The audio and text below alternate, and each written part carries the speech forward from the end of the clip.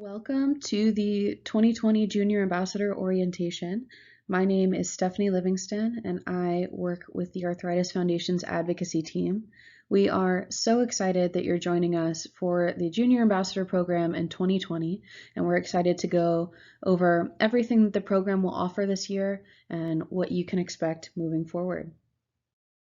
In this orientation video, we're going to go over a lot of information, so feel free to pause the video whenever you need to take some extra notes or read a slide a little bit further.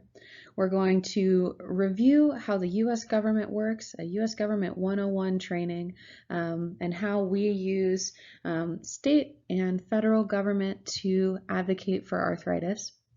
We will also talk about the Junior Ambassador Program in general, different things that we will be doing in 2020 that might be different, or just a review of the program if you are brand new. And then finally, we'll go over how to share your story and take action. We have a lot of great tools that will help you do that, and we're excited to talk through it with you. So what exactly is a Junior Ambassador, and what is the Junior Ambassador Program?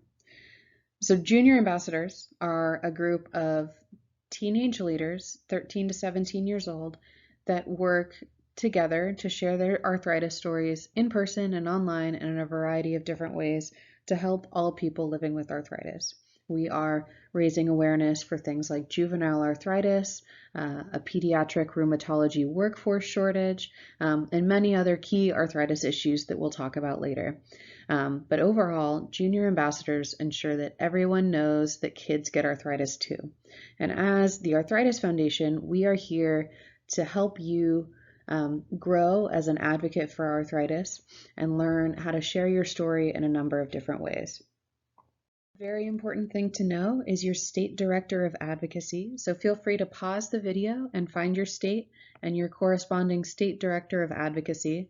We definitely recommend that you reach out to them because they can help get you connected with different local events and different opportunities to advocate or meet other junior ambassadors and things like that.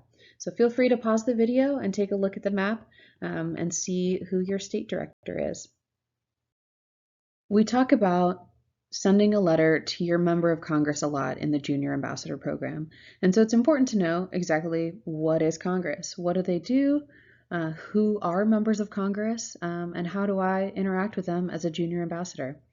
So the U.S. Congress is made up of two chambers, and that is the Senate and the House of Representatives. These two bodies are groups of legislators, federal legislators, that make laws. They're part of the legislative branch. Members of Congress are able to know what laws to write up and enact based on the stories that they hear from their constituents. So that's people like you that live in their home state and their region that come and tell their stories and tell them what they need. So the U.S. House is made up of 435 representatives, and these are based on state by state in congressional districts, so little regions within a state. And the U.S. Senate is made up of 100 senators, and there are 2 senators per state. So each U.S. citizen has 1 representative and 2 senators. And you can go to our website and find your legislators and then send them a quick hello message by using our legislator lookup tool. You can visit this link down here at the bottom. It's bit.ly/legislator lookup. So feel free to pause the video and go learn some more information about your members of Congress, and you'll be able to get started there. Most often when we're writing letters or talking with our legislators, whether on the state or federal side, we are talking about policies and bills and enacting laws. And so this is the big process that goes into turning a bill into a law. And before any of this part happens is the part when constituents, people like you and me that live in a specific state, go and talk to our legislators and tell our arthritis stories and tell them about things that are really important to us. And then we jump in to this process. So first, the bill is drafted. This just means that it is written. It's like writing your first draft of an essay. And that is something that a senator or representative does. And then they send it along to be introduced in the Senate or House. Bills are given a name and a number. And so you'll see that these are written as HR for House of Representatives or S for the Senate. And it's just given a number so that they can keep track of it. After it's been introduced, it is reported. So a committee that handles a topic related to that, so a healthcare or a medical related committee will look at the bill and decide whether or not to approve it. After that, it is sent for members of Congress to debate the bill. So that's just talking about whether or not they support it. If it is a good bill, if it's something that is really going to help the problem that they're talking about. And after that, if they decide to support it, it will be moved on and referred to a committee. And this committee will look over all of the changes that might have been made either in the previous committee or when the debate was going on, and they'll make any other changes that need to happen. After this, it will be sent for a vote, and bills will pass with a majority of votes, and you can see those numbers here. That's 218 out of 435 representatives in the House, and 51 out of 100 senators in the Senate that will need to support this bill for it to move on. After that, the bill will go to a conference if it passes in both the House and Senate, and if the House and Senate bills are different, a committee will decide on those changes to be finalized and put in for a final vote. Sometimes there aren't differences, but most of the time there are some changes that need to be made at a conference. After that, you're at the final step and the bill needs to be signed into law. So the president signs federal bills, so it is put on their desk, and it's a really great thing when a bill is then signed into law.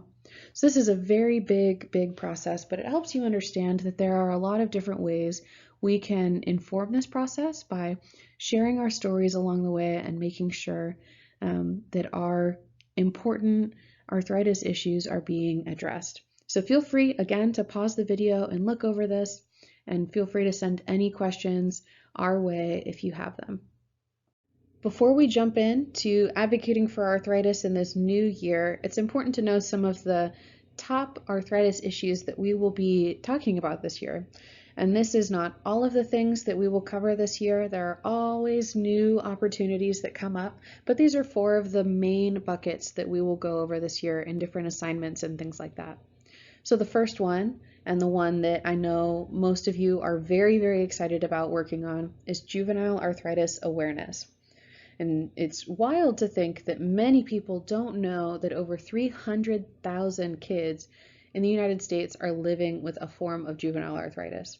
So as junior ambassadors, as people living with arthritis, or siblings of people living with arthritis, or kids of people living with arthritis, we have the opportunity to share our stories and raise awareness that kids get arthritis too. So there's a lot of different ways we do this. There is a Juvenile Arthritis Awareness Month even, and we have a lot of great ways we can spread this awareness. Another portion is access to care. So this is a very big topic area. So there's a lot of different ways that access to care is advocated for, and that you might have heard of step therapy or fail first or prior authorization. But basically, access to care covers anything that helps you get the health care that you need. So those are things like being able to see a doctor, get all of the medication that you need, not miss any of your medication, and do all of the things that you love. So that is a broad topic area, and we will go over some of the specifics as the assignments come up.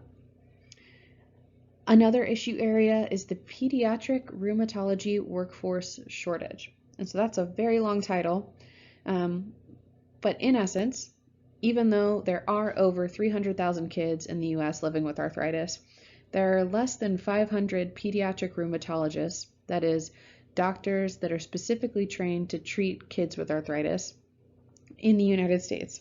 So we advocate for different programs that help improve this shortage, and we like to raise awareness about this because a lot of people just don't think that there would be a shortage in doctors. So this is a very important topic as well. The final one we have listed here is the Congressional Arthritis Caucus. And you might be wondering, what is a caucus? That sounds like a very weird word. So Congress has sort of special clubs or interest groups that members of Congress can be a part of. These are called caucuses, and they are on a variety of different topics like arthritis or diabetes or anything like that, a bunch of different issue areas. And members of Congress can join the Arthritis Caucus to talk about what they're hearing from their constituents, what stories they are hearing, and what they are planning to do to help address some of these arthritis issues. So it's really important to get your members of Congress to join the Congressional Arthritis Caucus. And you can check on our website at arthritis.org/advocate to check if your member of Congress is on the caucus. So I highly recommend you do that. So we've covered everything that you need to know about Government 101, essentially. And now it's time to talk about what the Junior Ambassador Program is going to look like in 2020. So you can expect to receive monthly newsletters from me. Those will go straight to your email inbox monthly, and they will include action opportunities and a featured story from a junior ambassador. So the Star Stories section is new this year, and we will be collecting stories of different advocacy achievements or opportunities that you have worked on at home or wherever to include in this newsletter so that you can share with your fellow junior ambassadors. So there will be more information later in this presentation about how you can submit those stories and what those might look like, but stay tuned for that. You will also see opportunities to learn and share. So throughout the program, you will receive a bunch of different opportunities to share your arthritis and advocacy story. You'll write letters to your legislators, you'll get to talk with your friends, family, and community. You can advocate by attending a local Arthritis Foundation event, or submitting your Star Story to the newsletter. And there's a bunch of different ways not listed here to learn and share, and those will come as the year goes along. And if you have any questions about or ideas for other opportunities, feel free to reach out to us. A new, very exciting thing for this year is Junior Ambassador Chats. So every 3 months or quarterly, junior ambassadors will get together virtually to hang out and chat about being an advocate for arthritis. We'll share tips and tricks on advocating in your school or your local community.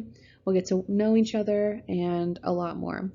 So I will send out more information about these as they come up and instructions on how to join and things like that. We have a slide a little bit later on about these as well, but this will be an exciting new way for you to meet other junior ambassadors and ask any questions you might have or share any stories that you would like to. So we've talked about our newsletter Star Stories a little bit, but to dive in a little bit more, we want to acknowledge that we know our junior ambassadors are working hard every single day advocating for arthritis. We know that you're sharing your story at school or in your sports teams or in any of your extracurriculars, and we want to know about it, and we want to be able to help you share that story to a new audience as well. So we have an online form that you can see the link for here, and that is bit.ly/JR, like junior, Star Story. And you'll be able to fill out a few questions about your star story, and I will contact you to put your story together to go in the newsletter at some point. So that should be hopefully exciting. Some ideas for star stories, if you are thinking of submitting one, is something like volunteering at the advocacy booth at your local Walk to Cure Arthritis, Jingle Bell Run, or other local event, or if you put on some sort of a presentation or a speech at your school for your classmates or at your church or anything like that. You can talk about if you created a new way to fundraise for Research for a Cure, or any way that you taught your friends and family how to send a message to their legislators in the Action Center. So these are just a few of some ideas for you to submit a star story, but the sky is the limit, and we want to hear about what you are doing when you're at home in between newsletters and in between junior ambassador chats. So I definitely recommend that you submit something there, and I'm excited to see them come in and talk to you all about them. Junior Ambassador Chats are a brand new, very exciting thing for 2020.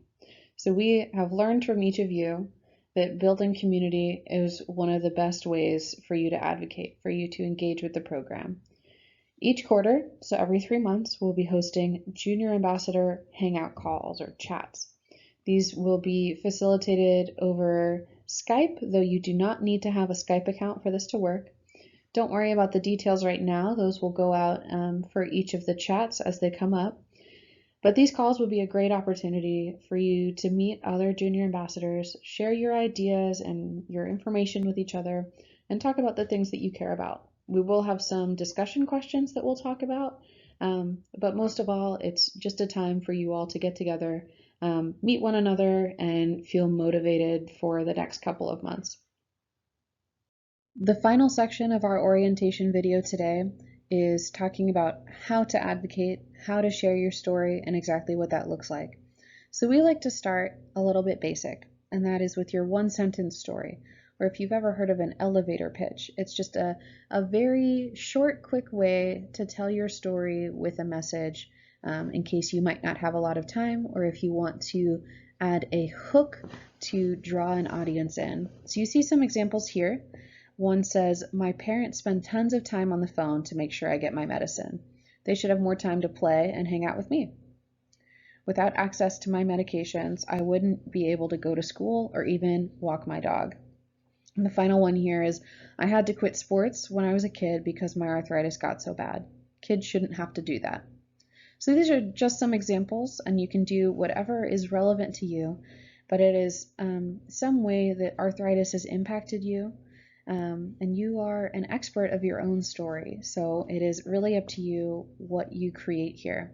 3 things to keep in mind is to be honest, be concise, so keep it short just for your 1-sentence story or your 2-sentence story, and to be you. Make sure that the story is you and that it has your voice in it and your perspective. A great way to get started is to look up your legislators, to see who they are, who you'll be talking with, and who you'll be sharing your story with. So you can do this by visiting our website, and we have a quick link here you can visit at bit.ly/legislatorlookup. And you can go there and then type in your zip code in the Find Your Legislators box once you scroll down a little bit. After you type in your zip code and your address, you'll be able to see all of your legislators, all the way from the President of the United States down to your local delegate or assembly person, depending on the state that you live in. You can click on any of their names to learn more information about them, see where they grew up, where they went to school, different committees that they're on, and things like that. Whatever you'd like to know, it's probably in there. You can also then check the gray boxes that are on the left side there, and then click Compose Message at the bottom, and you'll be able to send a message to your legislator.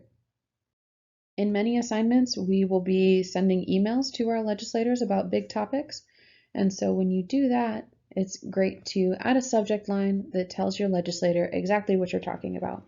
You can stand out from the crowd just by doing this. And at every assignment, we will have a detailed assignment guide that lets you know where to go, what to say, and tips and tricks for sharing your story. So don't worry too much about this right now. We just want to make sure that you know what our action center looks like. You can then, in the message body section, type your message into that section. Remember to tell your story, talk about the arthritis issue that we're asking about at that moment, and say thank you. So if you're feeling really ambitious right now, you're welcome to go to our website and send an introductory message, just introducing yourself and telling your story to your legislator. Wish them a happy new year, and tell them that you're excited to work with them this year if you would like to. So that concludes our Junior Ambassador Orientation for 2020, and we would like to say thank you so much for being a part of the program and for tuning in to this video. If you watched this whole video and you've made it to this point, be sure to send the code phrase 2020 vision in an email to me at slivingston@arthritis.org for credit for this assignment. After every assignment that you complete, be sure to send me an email and I'll log it in our system. You can use this record for any community service hours you may need for school, or if you're looking for job or college applications in the future, it's a great thing to add. So again, if you watched this whole video and made it to this point, send me an email at slivingston@arthritis.org with the phrase 2020 vision, and we'll go from there. Thank you so much for joining us. Happy 2020, and we're so excited to get to work with you all. Thank you.